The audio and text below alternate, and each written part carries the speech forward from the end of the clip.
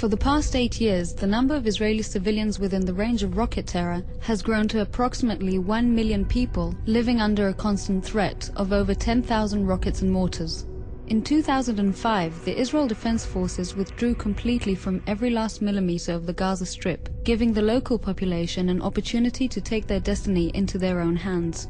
Despite this, upwards of 7,940 rockets and mortars continued to be fired at Israel. In July 2007, Hamas took control over the Gaza Strip. In the year 2008 alone, 2,735 rockets and mortars were fired at Israel, leading the Israeli government to order the IDF to carry out Operation Cast Lead. This three-dimensional model is based on intelligence and other findings gathered in the field during Operation Cast Lead. It gives an example of the complex battlefield in which the IDF soldiers fought, and shows the way in which Hamas made use of the local uninvolved civilian population as human shield. For the past several years, the Hamas terror organization has been ruling the Gaza Strip, supported by Iran and Hezbollah. For this entire period, thousands of rockets and mortars have been fired at Israeli civilians. Hamas invests much money and efforts to build terror infrastructure in civilian areas and underground throughout the Gaza Strip. Hamas has developed sophisticated smuggling methods. For several years, Hamas has been digging tunnels under the Sinai-Gaza border in order to smuggle weapons, ammunition, and explosives, all supplied by Iran. Hamas has camouflaged the openings of these tunnels under the guise of civilian housing, factories, greenhouses, and mosques.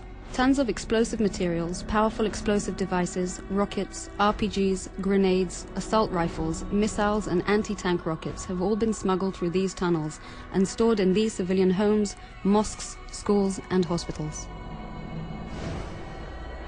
Hamas built its training camps and placed rocket launching sites, explosive devices, and snipers nearby medical centers, schools, and other public buildings to gain immunity while taking advantage of the local population as human shields.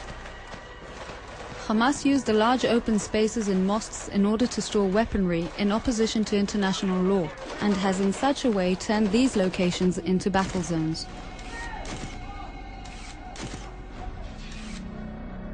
The use of women, the elderly, and children is built in the terror strategy of Hamas. Schools have been booby-trapped. The lives of children and youth have been placed in danger. Schools and educational institutes have been turned into rocket and mortar launching sites.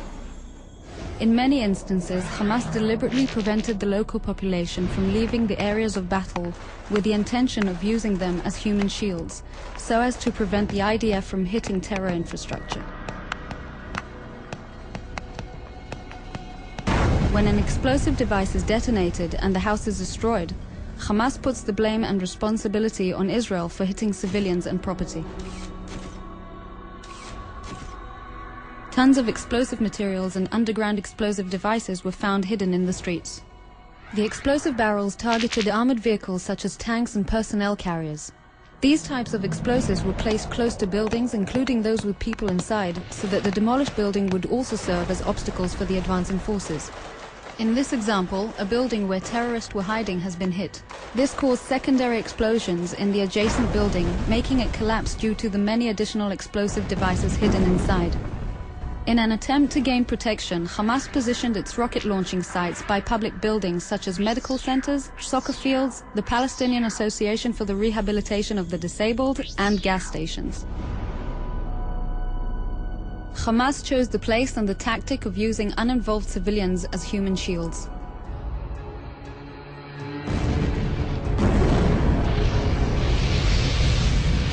This map and other findings are all evidence of how Hamas purposely built its terror and combat network as an inseparable part of its civilian infrastructure. Hamas chose this battlefield. Hamas chose to place its rocket and mortar launchers within the uninvolved civilian population.